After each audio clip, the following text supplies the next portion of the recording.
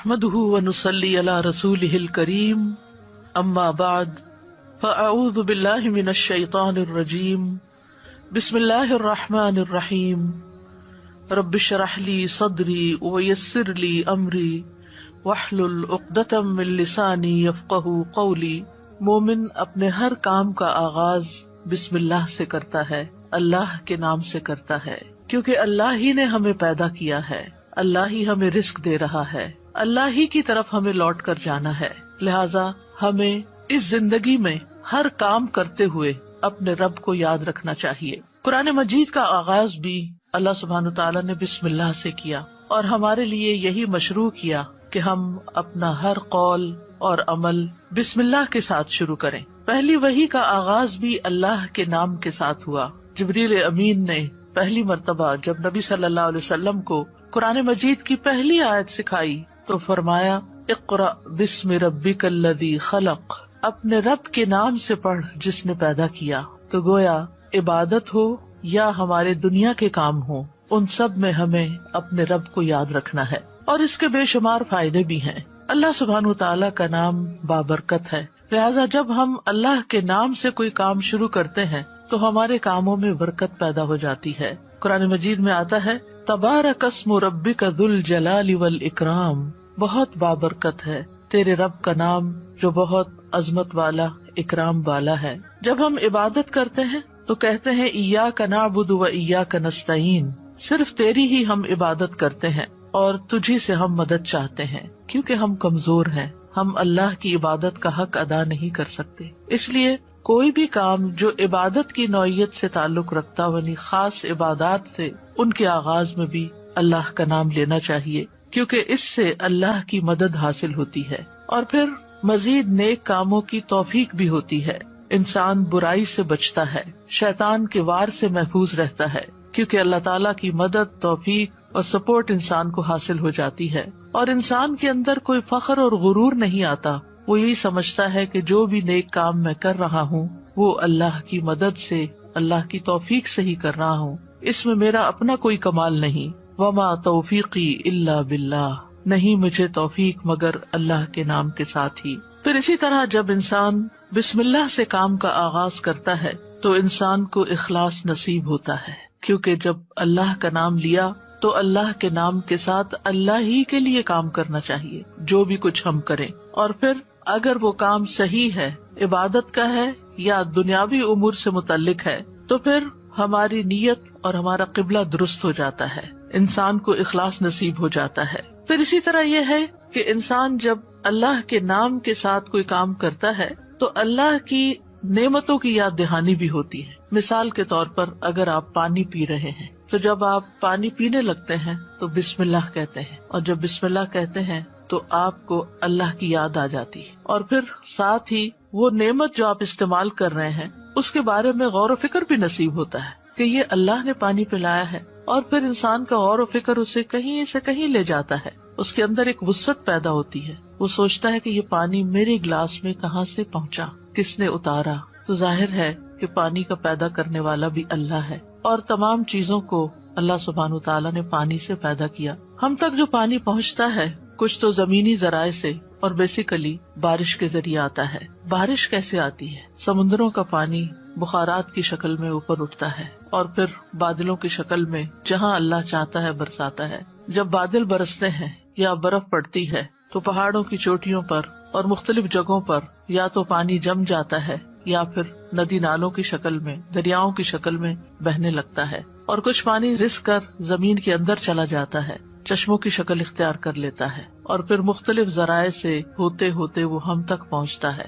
جسے ہم پیتے ہیں، اور جب پیتے ہیں تو پھر اللہ کا شکر ادا کرتے ہیں اور آخر میں الحمدللہ کہتے ہیں۔ لیکن اگر اتنے اہتمام کے ساتھ جو پانی میرے گلاس میں پہنچا اس کو میں نے اللہ کو یاد کیے بغیر، نعمت دینے والے کا نام لیے بغیر ہی پی لیا، تو اس سے بڑھ کر ناشکری کیا ہو سکتی ہے۔ پھر اسی طرح اگر انسان کھانا کھاتا ہے اور اللہ کا نام لیتا ہے تو وہ ضرور سوچتا ہے کہ کیا جو کچھ میں کھا رہا ہوں یہ اللہ کی مرضی کے مطابق بھی ہے یا نہیں، حلال ہے یا حرام ہے، اور پھر کس طریقے سے میں اس کو کھا رہا ہوں اور کس طریقے سے یہ مجھ تک پہنچا ہے، ان ساری چیزوں پر بھی غور و فکر ہونے لگتا ہے۔ تو گویا بسم اللہ پڑھنا بار بار انسان کو اللہ کی یاد دلاتا ہے، اور اس طرح انسان اللہ کی اطاعت کی طرف مائل ہوتا ہے، اللہ کی دی ہوئی نعمتوں کو اللہ کی رضا میں استعمال کرتا ہے، اور اللہ کو یاد کرتے ہوئے اللہ کا قرب حاصل کر لیتا ہے۔ یعنی جب ہر کام کے شروع میں جب اٹھتے بیٹھتے چلتے پھرتے ہم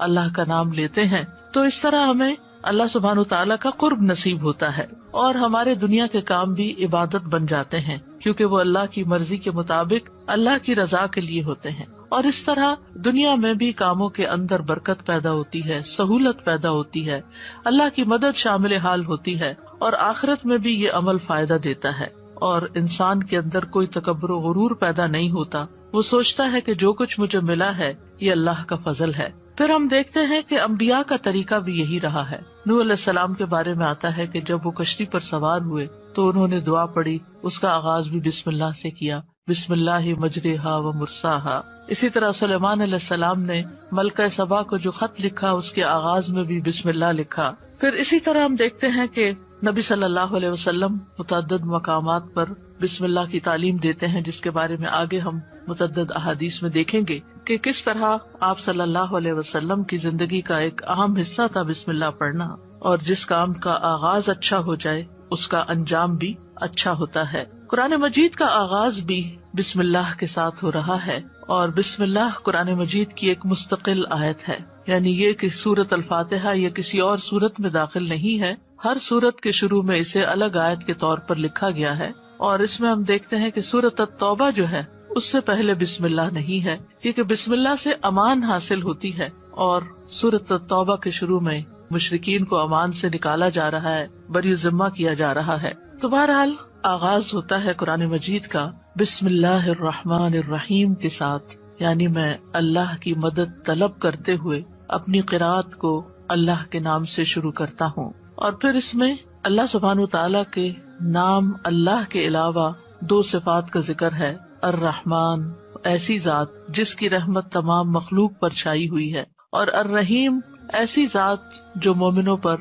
آخرت میں بھی رحم فرمائے گی۔ جہاں تک لفظ اللہ کا تعلق ہے تو اس کو اسم الجلالہ بھی کہتے ہیں۔ اللہ کی اصل الالہ ہے، اور لغت عرب میں الہ 4 معنوں پر بولا گیا ہے۔ نمبر 1 المعبود جس کی عبادت کی جائے، نمبر 2 الملجا جس کی پناہ لی جائے، نمبر 3 المفزوع الیہ گھبراہٹ میں جس سے مدد حاصل کی جائے، نمبر 4 المحبوب وہ محبوب جس کے ساتھ عظیم محبت ہو اور اس کے بارے میں عقلیں حیران ہو جائیں۔ تو اللہ کا لفظ اللہ سبحانہ تعالیٰ کا اسم ذات ہے، یعنی ذاتی نام ہے، سب ناموں سے عظیم اور اعلیٰ ہے، اور یہ جلیل القدر نام اللہ سبحانہ تعالیٰ کے جتنے بھی باقی نام ہیں وہ سب اسی نام کی طرف لوٹتے ہیں، یعنی وہ اللہ ہی کے نام اور اللہ ہی کی صفات ہیں۔ اور اس کو امام غزالی کہتے ہیں کہ یہ اللہ تعالیٰ کے ناموں میں سے سب سے زیادہ عظیم نام ہے، کیونکہ یہ اس ذات الہی پر دلالت کرتا ہے جو تمام صفات الہیہ کو جمع کرنے والی ہے، یہاں تک کہ کوئی بھی صفت اس سے جدا اور علیحدہ نہیں ہو سکتی۔ یعنی اللہ تعالیٰ کے جتنے بھی باقی اچھے اچھے نام ہیں وہ سب اللہ ہی کے نام ہیں۔ وَلِلَّهِ الْأَسْمَاءُ الْحُسْنَى کہ اللہ ہی کے لیے ہیں اچھے اچھے نام۔ سورۃ الاسراء میں آتا ہے قُلِ ادْعُوا اللَّهَ أَوِ ادْعُوا الرَّحْمَٰنَ أَيَّمَّا تَدْعُوا فَلَهُ الْأَسْمَاءُ الْحُسْنَى کہہ دیجئے کہ اللہ کو پکارو یا رحمان کو پکارو، تم جس کو بھی پکارو گے سو بہترین نام اسی کے ہیں۔ اسی طرح سورۃ الحشر میں آتا ہے هُوَ اللَّهُ الْخَالِقُ الْبَارِئُ الْمُصَوِّرُ لَهُ الْأَسْمَاءُ الْحُسْنَى وہ اللہ ہی ہے جو خاکہ بنانے والا ہے، گھڑنے ڈھالنے والا ہے، صورت بنا دینے والا ہے، سب اچھے اچھے نام اسی کے ہیں۔ اسی کی تسبیح کر رہی ہے ہر وہ چیز جو آسمانوں اور زمین میں ہے، وہی سب پر غالب کمال حکمت والا ہے۔ تو اس لیے بہت ضروری ہے کہ جب ہم بسم اللہ مختلف مقامات پر کہتے ہیں تو ہمیں اللہ کی پہچان بھی ہونی چاہیے۔ اللہ سبحانہ تعالیٰ کو پہچاننا بھی ضروری ہے، اور اس کی پہچان اس کی نشانیوں کے ساتھ بھی ہوتی ہے جو کائنات میں پھیلی ہوئی ہیں، اس کی پہچان اس کی کتاب کے ذریعے بھی ہوتی ہے، اور اس کی پہچان نبی صلی اللہ علیہ وسلم نے بھی کروائی ہے۔ لہٰذا اگر ہم اللہ تعالیٰ کو پہچانیں گے تو ہم صحیح طور پر پورے شعور کے ساتھ بسم اللہ ادا کریں گے۔ بلحجیم قبیلے کے ایک آدمی سے روایت ہے، وہ کہتے ہیں کہ میں نے پوچھا اللہ کے رسول آپ کن چیزوں کی دعوت دیتے ہیں؟ نبی صلی اللہ علیہ وسلم نے فرمایا میں اس اللہ کی طرف دعوت دیتا ہوں جو یکتا ہے. قال ادعو الی اللہ وحدہ. کون ہے اللہ؟ وہ اللہ کہ جب تم پر کوئی مصیبت آتی ہے اور تم اسے پکارتے ہو تو وہ تمہاری مصیبت دور کر دیتا ہے، اور جب تم کسی بیابان اور جنگل میں راستہ بھول جاؤ اور اس سے دعا کرو تو وہ تمہیں واپس پہنچا دیتا ہے. جب تم قحط سالی میں مبتلا ہوتے ہو اور اس سے دعا کرتے ہو تو وہ پیداوار ظاہر کر دیتا ہے، یعنی تمہارے سب کام وہی بناتا ہے. لیکن یہاں خاص طور پر اس آیت کے اندر یعنی بسم اللہ الرحمن الرحیم کے اندر اللہ سبحانہ تعالیٰ نے اپنا جو تعارف کرایا ہے، اپنی جو پہچان کرائی ہے، وہ اپنی صفت رحمت کے ساتھ کروائی ہے کہ کون ہے اللہ؟ وہ جو بے حد مہربان، بہت ہی زیادہ مہربان. الرحمن فعلان کے وزن پر مبالغے کا صیغہ ہے کہ جو بہت ہی زیادہ، یعنی انسان کی عقل اس کو کمپریہینڈ کر ہی نہیں سکتی کہ وہ کتنا مہربان ہے. اور پھر مزید اسی صفت سے، صفت رحمت ہی سے الرحیم کا لفظ آیا کہ جو بار بار رحم کرنے والا ہے. لہٰذا اللہ سبحانہ تعالیٰ وہی ہے جو اپنی رحمتیں نچھاور کرتا ہے، اور رحمت کا مطلب ہے نرمی اور شفقت کرنے والا. گویا اللہ سبحانہ تعالیٰ کی صفات میں اللہ تعالیٰ کے اپنے بندوں کے ساتھ، اپنی مخلوق کے ساتھ معاملہ کرنے میں نرمی اور شفقت ہے. اور رحمان اور رحیم دونوں صفات اللہ ہی کی ہیں، دونوں نام اللہ ہی کے ہیں، لیکن دونوں میں تھوڑا فرق ہے. رحمان ایسی رحمت والا جس کی رحمت دنیا کی تمام مخلوقات کو اور آخرت میں مومنوں کو بھی شامل ہے، یعنی یہ رحمت عام ہے. اور اسی نام سے اللہ سبحانہ تعالیٰ نے اپنے آپ کی پہچان کروائی کہ الرحمن علی العرش استویٰ، وہ بے حد رحم فرمانے والا عرش پر بلند ہوا. اور رحیم سے مراد ایسی رحمت والا کہ جو قیامت کے دن صرف مومنوں کے لیے ہوگی. اور ہم جانتے ہیں کہ اللہ سبحانہ تعالیٰ کی رحمت کے 100 حصے ہیں، جس میں سے صرف ایک حصہ دنیا میں اتارا ہے، باقی اللہ سبحانہ تعالیٰ نے آخرت کے لیے، یعنی اس کی باقی رحمتیں 99 جو ہے وہ آخرت کے لیے ہیں، جس کی بنا پر وہ بندوں کی بخشش فرمائے گا. یہاں دونوں ناموں کو اکٹھا کیوں کیا گیا ہے؟ اللہ سبحانہ تعالیٰ کے دونوں نام الرحمن اور رحیم کا مل کر آنا اللہ سبحانہ تعالیٰ کی رحمت کے مزید کمال کو بیان کرتا ہے. اور اس کے بارے میں ابن القیم رحمہ اللہ کہتے ہیں کہ جہاں تک الرحمن اور رحیم دونوں ناموں کو جمع کرنے کا تعلق ہے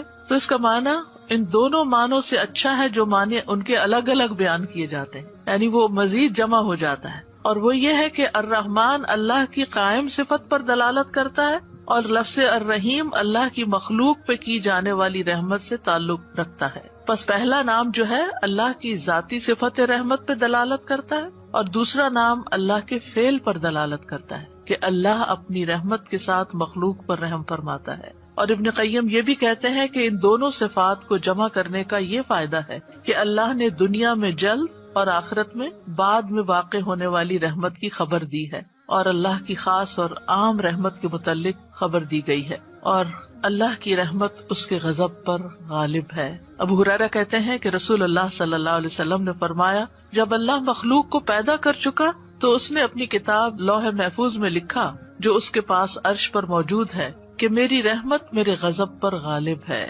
اور اس کی رحمت بہت وسیع ہے. قرآن مجید میں آتا ہے وَرَحْمَتِي وَسِعَتْ كُلَّ شَيْءٍ، میری رحمت نے ہر چیز کو گھیر رکھا. کوئی اس کو مانتا ہے یا نہیں مانتا، اس کی عبادت کرتا ہے یا نہیں کرتا، جتنے بھی ہم دنیا میں لوگ چل پھر رہے ہیں، سخت نافرمانیاں کرتے ہیں، لیکن اس کے باوجود وہ ہمیں جینے کی مہلت دیتا ہے، رزق دیتا ہے، ہمارے کام سنوارتا ہے، ہمیں مشکلات سے بچاتا ہے. تو اللہ کے یہ دونوں نام جو ہیں، انسان کو اگر ان کی پہچان ہو جائے تو ہر غم اور پریشانی اس کی دور ہو جائے. کیونکہ ہر تکلیف میں، ہر مشکل میں اگر انسان یہ یاد کر لے کہ میرا رب بڑا ہی مہربان ہے، بڑی ہی رحمت فرمانے والا ہے، تو انسان کی پریشانی دور ہو جائے کہ وہ ہے کوئی جو میری مشکل آسان کر سکتا ہے، اور وہ اپنی رحمت فرمائے گا اور ضرور کر دے گا. تو ہمیں ہر کام سے پہلے بسم اللہ پڑھنی چاہیے، کیونکہ اللہ سبحانہ تعالیٰ کا نام لینے والا کامیاب ہوتا ہے. جیسے کہ قرآن مجید میں آتا ہے قد افلح من تزکا وذکر اسم ربہ فصلی، بے شک کامیاب ہو گیا جو پاک ہوا اور اس نے اپنے رب کا نام یاد کیا.